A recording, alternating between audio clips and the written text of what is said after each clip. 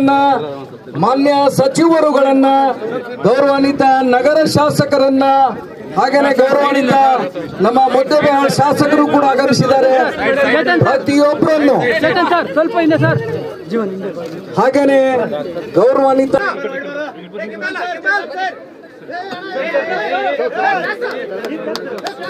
ಒಂದು ಜೋರಾದ ಚಪ್ಪಾಳೆಯ ಮೂಲಕ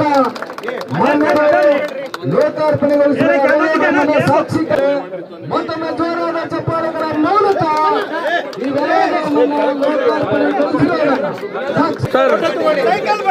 ಸರ್ ಫ್ಲಾಗ್ ಹಾಸ್ಟ್ ಮಾಡಿ ಸರ್, ಮಾಡಿ ಸರ್, ಮಾಡಿ ಸರ್. ಸನ್ಮಾನ್ಯ ಶ್ರೀ ಸಿದ್ದರಾಮಯ್ಯ ಸಾಹೇಬ್ರೆ, ವೇದಿಕೆ ಮೇಲೆ ಉಪಸ್ಥಿತರಿರುವಂಥ ಎಲ್ಲ ಅವರ ಸರ್ಕಾರದ ಗೌರವಾನ್ವಿತ ಸಚಿವರುಗಳೇ, ಎಲ್ಲ ಗುರುಗಳೇ, ನಮ್ಮ ಜಿಲ್ಲೆಯ ಉಸ್ತುವಾರಿ ಸಚಿವರಾದಂಥ ಡಾಕ್ಟರ್ ಎಂ.ಬಿ. ಪಾಟೀಲ್ರೇ, ವಿಜಯಪುರ ಮಹಾನಗರ ಪಾಲಿಕೆಯ ಪ್ರಥಮ ಪ್ರಜೆ ಮಹಾಪೌರಾದಂಥ ಶ್ರೀ ಎಂ.ಎಸ್. ಕರಡಿ ಅವರೇ, ವಿಜಯಪುರ ಜಿಲ್ಲೆ ಎಲ್ಲ ಗೌರವಾನ್ವಿತ ವಿಧಾನಸಭೆ ಹಾಗೂ ವಿಧಾನ ಪರಿಷತ್ತಿನ ಎಲ್ಲ ಗೌರವಾನ್ವಿತ ಸದಸ್ಯರುಗಳೇ,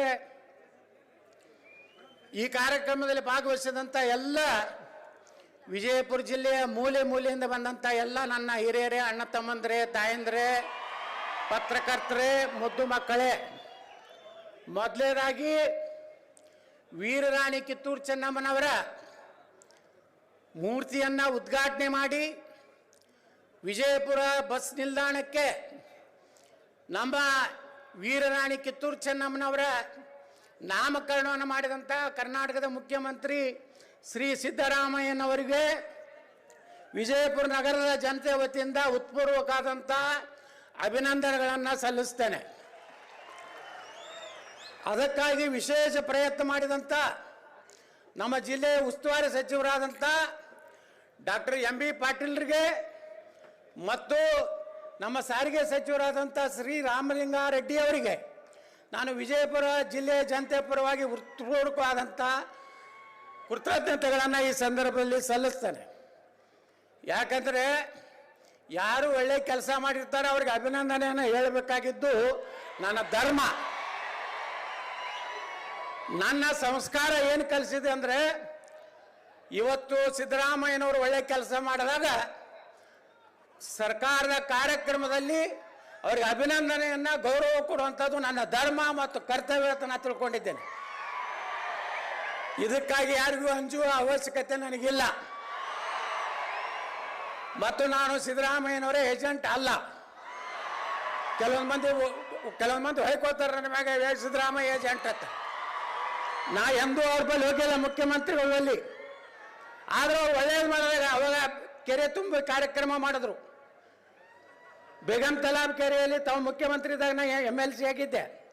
ಅವಾಗೂ ನಿಮಗೆ ಅಭಿನಂದನೆಗಳನ್ನು, ಧನ್ಯವಾದಗಳನ್ನು ನಾನು ಸಲ್ಲಿಸಿದ್ದೇನೆ. ಇವತ್ತಿಗೂ ವಿಜಯಪುರದಲ್ಲಿ ಅಕ್ಕ ಮಹಾದೇವಿ ಯೂನಿವರ್ಸಿಟಿ ಹೆಸರಿಟ್ಟಂಥ ನಿಮಗೆ, ಎಂ.ಬಿ. ಪಾಟೀಲ್ರಿಗೆ, ಬಸ್ ಸ್ಟ್ಯಾಂಡಿಗೆ ಚೆನ್ನಮ್ಮನ ಮೂರ್ತಿ ಕೊಟ್ಟು ಅಲ್ಲಿ ಜಾಗ ಕೊಡಿಸಿದಂಥ ನಿಮಗೆ, ಎಂ.ಬಿ. ಪಾಟೀಲ್ರಿಗೆ, ರಾಮಲಿಂಗಾರೆಡ್ಡಿಗೆ ಅಭಿನಂದನೆಗಳು. ಇದಕ್ಕೇನು ರೊಕ್ಕ ರೂಪಾಯಿ ಬೇಕಾಗುವುದಿಲ್ಲ. ಇದಕ್ಕೇನದು ಪುಕ್ಸಟ್ ಧನ್ಯವಾದ ಹೇಳೋಕ್ಕೇನು ರೊಕ್ಕ ಬೇಕಾ?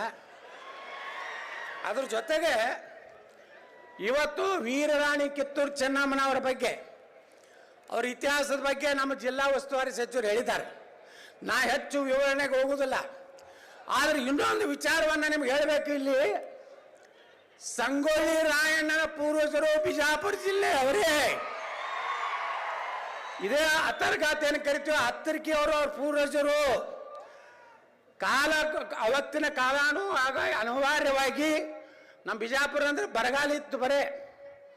ಬರಗಾಲ ನಾಡಿದ್ದಾಗ ಆ ಸಂಗೊಳ್ಳಿ ರಾಯಣ್ಣನ ಪೂರ್ವಜರು ಸಂಗೊಳ್ಳಿಗೆ ಹೋಗಿ ಅಲ್ಲಿ ವಾಸನೆ ಮಾಡಿದ್ರು.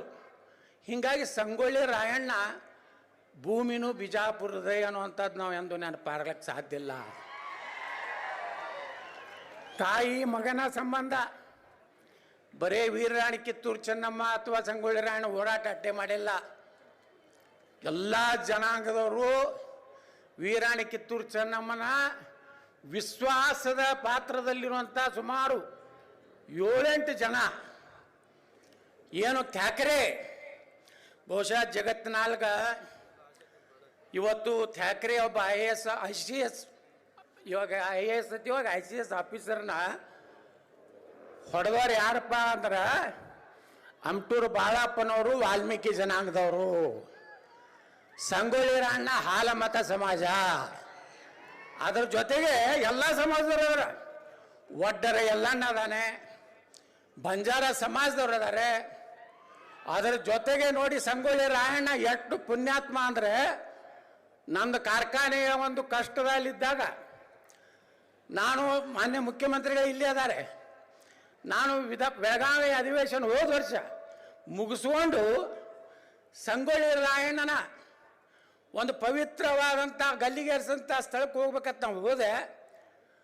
ನನಗೆ ಆಶ್ಚರ್ಯ ಆಗಿದೆ, ಆ ಪವಾಡ ಪುರುಷ ಸುಪ್ರೀಂ ಕೋರ್ಟ್ನಲ್ಲಿ ನನ್ನ ಕಾರ್ಖಾನೆ ಕೇಸು ಇನ್ನು ಸಂಗೊಳ್ಳಿ ರಾಯಣ್ಣನ ಒಂದು ಪವಿತ್ರ ಭೂಮಿಯ ಒಳಗೆ ಕಾಲಿಡ್ತಾ ಇದ್ದೆ, ಸುಪ್ರೀಂ ಕೋರ್ಟ್ನಲ್ಲಿ ನಾ ಗೆಲ್ಲುವಂಥ ಒಂದು ಆದೇಶ ಆಯಿತು. ನಾನು ಮಾದೇವಪ್ಪ ಸಾಹೇಬ್ರಿನಾಗಿ ಮಾತಾಡ್ತಾ ಇದ್ದೀವಿ. ಈ ಒಂದಿನ ಹೋರಾಟಗಾರರು ಸ್ವಾರ್ಥಕ್ಕಾಗಿ ಎಂದು ಹೋರಾಟ ಮಾಡಲಿಲ್ಲ, ಕುರ್ಚಿಗಾಗಿ ಹೋರಾಟ ಮಾಡಲಿಲ್ಲ. ಇವತ್ತು ವೀರರಾಣಿ ಕಿತ್ತೂರು ಚೆನ್ನಮ್ಮನೋಡ ಗಟ್ಟಿ ನಿಂದಿರ್ಬೇಕಾದ್ರೆ ಸಂಗೊಳ್ಳಿ ರಾಯಣ್ಣ, ಅಮಟೂರು ಬಾಳಪ್ಪ, ಒಡ್ಡರ ಎಲ್ಲಣ್ಣ ಇವರೆಲ್ಲ ರೊಕ್ಕಕ್ಕಾಗಿ ನಿಲ್ಲಲಿಲ್ಲ, ಈ ದೇಶದ ಸ್ವಾತಂತ್ರ್ಯಕ್ಕಾಗಿ ಹೋರಾಟ ಮಾಡಿದಂಥ ಪುಣ್ಯಾತ್ಮರು. ನಾವು ಬರೀ ವೀರರಾಣಿ ಕಿತ್ತೂರು ಚೆನ್ನಮ್ಮ ಒಂದು ಜಾತಿಗೆ ಹೋಲಿಸ್ತೀವಿ ಅಲ್ಲ. 1857ಕ್ಕಿಂತ ಮುಂಚೆ ಭಾರತದಲ್ಲಿ ಒಬ್ಬ ಮಹಿಳಾ ಸ್ವಾತಂತ್ರ್ಯ ಹೋರಾಟಗಾರ್ತಿ ಯಾರಪ್ಪ ಅಂದರೆ ಅದು ವೀರರಾಣಿ ಕಿತ್ತೂರು ಚೆನ್ನಮ್ಮ, ಕ್ರಾಂತಿ ವೀರ ಸಂಗೊಳ್ಳಿ ರಾಯಣ್ಣದ ಭಾಳ ಅಭಿಮಾನದಿಂದ ಹೇಳಿಕ್ಕೆ ನಾನು ಬಯಸ್ತಾ ಇದ್ದೀನಿ ಬಂಧುಗಳೇ. ಈಗ ಇಷ್ಟಕ್ಕೆ ಸಾಕಿದು, ಇನ್ನು ಮುಂದೆ ನಮಗೇನು ಬೇಕು ಅನ್ನೋ ಒಂದು ಬೇಕಲ್ಲ. ನೋಡ್ರಿ, ಸಂಗೊಳ್ಳಿ ರಾಯಣ್ಣವ್ರು ಗಲ್ಲಿಗೇರ್ಸೋದತ್ತು ನಾವೆಲ್ಲ ಮಾತಾಡ್ತೀವಿ, ಆದ್ರೆ ಅವ್ರ ಜೋಡ 7 ಮಂದಿನ ಗಲ್ಲಿಗೇರ್ಸಿದ್ರು. ಎಲ್ಲ ಜನಾಂಗದವರು 7 ಮಂದಿ ಪ್ರಾಣ ಕೊಟ್ಟರು ನಗನಗತ. ಹೆಂಗೆ ಭಗತ್ ಸಿಂಗು ಈ ದೇಶಕ್ಕೆ ನಗನಗತ ತನ್ನ ಗಲ್ಲಿಗೆ ಇರಿಸುವಂಥ ಕಾಲದಲ್ಲಿ ನಕ್ಕೊತ್ತ ಪ್ರಾಣ ಕೊಟ್ಟ, ಹಂಗೆ ಸಂಗೊಳ್ಳಿ ರಾಯಣ್ಣ ಜೊತೆಗೆ ಸಂಗೊಳ್ಳಿಯ ರಾಯಣ್ಣ ರೋಗಣ್ಣವ್ರು, ಇವರು ಸಂಗೊಳ್ಳಿ ರಾಯಣ್ಣ, ರೋಗಣ್ಣವ್ರ ಅಡ್ಡ ಹೆಸರು. ಬಾಳು ನಾಯಕ್, ಮಲ್ಲ ನಾಯಕ್ ವಾಲ್ಮೀಕಿ ಜನಾಂಗದವರು, ಬಸಲಿಂಗಪ್ಪ ಹನಬರಟ್ಟಿ, ಕರಬಸಪ್ಪ ಬೆಳವಡಿ, ಭೀಮಾ ಜಿಡ್ಡಿಮನಿ ಹೊಗರ್ತಿ, ಕೆಂಚಪ್ಪ ಸಂಗ್ರೇಸ್ಕೋಪ್, ಅಪ್ಪೋಜಿ ನಾಯಕ ಸುತ್ತಗಟ್ಟಿ. ಇವರಿಗೆ 7 ಮಂದಿಗೆ ಒಂದೇ ದಿವಸ ಸಾರ್ವಜನಿಕವಾಗಿ ಗಲ್ಲಿಗೇರಿಸಿದ್ರು. ಜೀವಾವಧಿಗೆ ಶಿಕ್ಷೆಗೆ ಒಳಗಾದಂಥವ್ರು ರುದ್ರ ನಾಯಕ್, ನೀಲಾ ನಾಯಕ್ ಬೆಳವಡಿ, ಎಲ್ಲ ನಾಯಕ್ ಬೆಳವಡಿ, ಅಪ್ಪುಹುಣಿ ತಿಗಡೊಳ್ಳಿ, ರಾಣೋಜಿ ಕೊಂಡ ಮಜ್ಜಿಗವಾಡ, ಕೋಣೇರಿ ತೋಪಿನಕಟ್ಟಿ, ನೇಮಣ್ಣ ಕೊಡಚೋಹಾಡ್. ನೋಡ್ರಿ, ಅವ್ರು ಯಾರೂ ಹೆಸರು ಇಲ್ಲ, ಅವ್ರದ್ದು ಎಲ್ಲಿ ಫೋಟೋ ಇಲ್ಲ, ಆದರೂ ನಾವೆಲ್ಲ ಇವತ್ತು ನೆಮ್ಮದಿಯಿಂದ ಈ ದೇಶನಾಗ ಇರಬೇಕಾದ್ರೆ ಅಂಥ ಪುಣ್ಯಾತ್ಮರ ಪಾದ ಕಮಲಗಳಿಗೆ ನಾನು ನಮಸ್ಕಾರ ಮಾಡಿ ಇವತ್ತು ಈ ಕಾರ್ಯಕ್ರಮ ಸರ್ಕಾರ ಕಾರ್ಯಕ್ರಮ, ಇಲ್ಲೇನು ಟೀಕೆ ಟಿಪ್ಪಣಿ ಇರುವುದಿಲ್ಲ. ಹಾಂ, ನಮ್ಮ ಮಾಧ್ಯಮದವ್ರು ಹೇಳ್ತಾರೆ ಯತ್ನಾಳ್ ಭಾಳ ಸಪ್ಪೆ ಮಾತುಗಳನ್ನು ಮಾತನಾಡಿದರು ಅಂತ ಬರೀತಾರೆ. ಅದಕ್ಕೆ ನಾ ಮಾನ್ಯ ಮುಖ್ಯಮಂತ್ರಿಗಳಿಗೆ ವಿನಂತಿ ಮಾಡ್ಕೋದೇನೆಂದ್ರೆ, ನಮ್ಮ ವಿಜಯಪುರ ನಗರಕ್ಕೆ ಇವತ್ತು ಸುಮಾರು 160 ಕೋಟಿ ರೂಪಾಯಿ ಒಂದು ಫ್ಲೈಓವರ್ ಆಗಬೇಕಾಗಿದೆ. ಅದು ಸಂತ ಕನಕದಾಸ ಸರ್ಕಲ್ ಬಾಬಾ ಸಾಹೇಬ್ ಅಂಬೇಡ್ಕರ್ ಅವರ ಮಾರ್ಗದಿಂದ ಛತ್ರಪತಿ ಶಿವಾಜಿ ಮಾರ್ಗದವರೆಗೆ 160 ಕೋಟಿ ರೂಪಾಯಿ ಒಂದು ಫ್ಲೈಓವರನ್ನು ತಾವು ಮಂಜೂರು ಮಾಡಬೇಕಂತೇಳಿ ನಾವು ವಿನಂತಿ ಮಾಡ್ಕೋತೀನಿ. ಅದರ ಜೊತೆಗೆ ನಾನು ಇನ್ನೊಂದು 32 ಕೋಟಿ ರೂಪಾಯಿ ಮನೆ ವಿಧಾನಸಭೆಯಲ್ಲಿ ನಾನು ವಿನಂತಿ ಮಾಡ್ಕೊಂಡೇನೆ. ಜೋರಾಪುರ ಪೇಟೆಯಲ್ಲಿ ಏನು ಪರಿಹಾರ ಕೊಡಬೇಕಾಗಿದ್ದು ಕೊಟ್ಟರೆ ಈ ಬಾಬಾ ಸಾಹೇಬ್ ಅಂಬೇಡ್ಕರ್ ಅವ್ರ ಮಾರ್ಗ ಭಾಳ ದೊಡ್ಡದಾದಂಥ ಒಂದು ರಸ್ತೆ, ಅದಕ್ಕೆ ಜನರಿಗೆ ಪರಿಹಾರ ಕೊಡಬೇಕಂತೇಳಿ ನಾನು ಈಗಾಗಲೇ ಮಾನ್ಯ ಸುರೇಶ್ ಅವ್ರಿಗೆ ವಿನಂತಿ ಮಾಡ್ಕೊಂಡಿದ್ದೇನೆ. ಇವತ್ತು ನಮ್ಮ ಮುಖ್ಯಮಂತ್ರಿಗಳೇ ಅರ್ಥಮಂತ್ರಿ ಇರೋದ್ರಿಂದ ಮಂಜೂರು ಮಾಡಬೇಕನ್ನೋವಂಥದ್ದು. ಅದೇ ರೀತಿ ಈಗಾಗಲೇ ದ್ರಾಕ್ಷಾ ಮಂಡಳಿಗೆ ಮಾನ್ಯ ವಿಧಾನಸಭೆಯಲ್ಲಿ ಮುಖ್ಯಮಂತ್ರಿಗಳು ಹೇಳಿದ್ದಾರೆ 100 ಕೋಟಿ ಕೊಡ್ತೀನಿ ಅಂತ ಹಿಂದಿನ ಬೆಳಗಾವಿ ಅಧಿವೇಶನದಾಗ ಹೇಳಿದರು. ಮೊನ್ನೆ ಹೇಳಿದ್ರು ಬರೀ 10 ಕೋಟಿ. ಎಷ್ಟು ಬೇಕಟ್ಟು ಕೊಡಲಿಕ್ಕೆ ನಾನು ರೆಡಿ. ಮಿಸ್ಟರ್ ಯತ್ನಾಳ್ ಅಂತ ಹೇಳಿದ್ದಾರೆ. ಹಂಗೆ ತಾವು ರೆಡಿಯಾಗಿ ನಾಳೆ ಬಜೆಟ್ನಾಗ ಕೊಡಬೇಕಂತೇಳಿ ವಿನಂತಿ ಮಾಡ್ಕೋತೇನೆ. ಅದೇ ರೀತಿ ಇಷ್ಟು ನನ್ನ ಬೇಡಿಕೆ ಹೆಚ್ಚಿಗೆ ಬೇಡಿಕೆ ಬಳಕ ನಾನು ಹುಚ್ಚಲ್ಲ. ತಮಗೆ ಅಭಿನಂದನೆ ಸಲ್ಲಿಸಿ ನಿಮಗೂ ಹೆಚ್ಚು ಚಪ್ಪಾಳೆ ಹೊಡೆಯೋದಕ್ಕೆ ಅಭಿನಂದನೆ ಸಲ್ಲಿಸಿ ನಾನು 2 ಮಾತು ಮುಗಿಸ್ತೇನೆ.